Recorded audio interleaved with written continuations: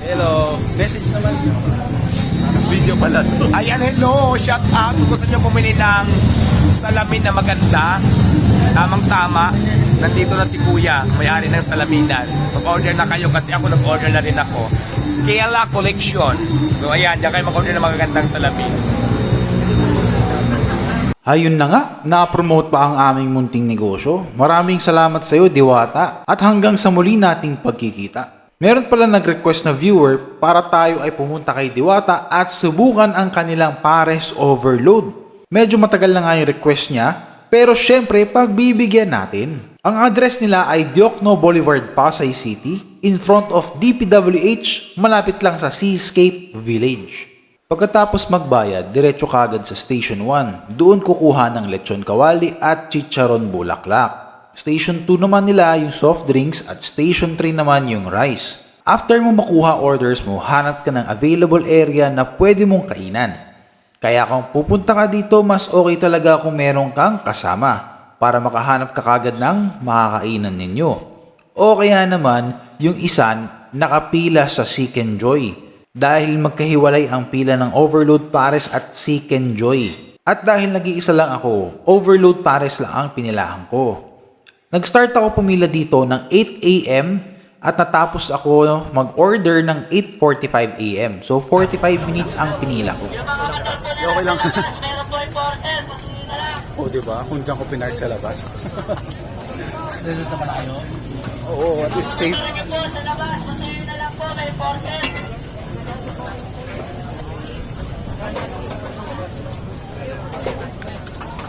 Okay naman. Sakto din na.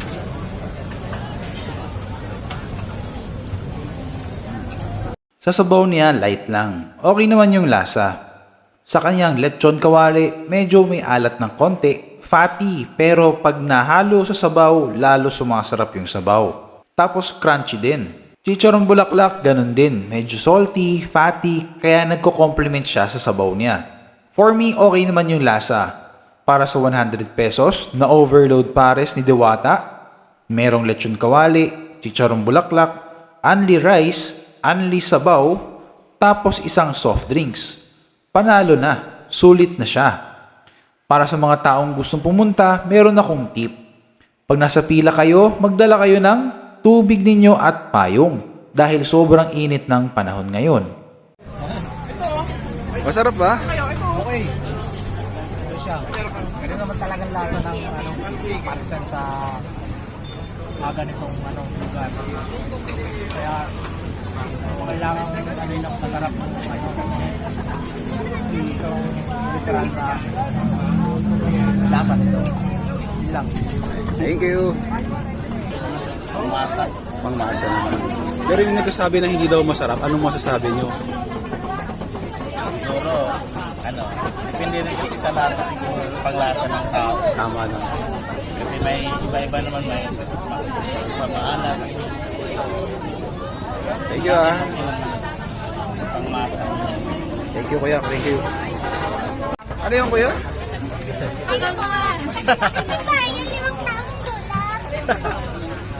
Apo! Dure mo niya ito. Ayos ah. Apo! Kumain na ba kayo, Apo? Sige.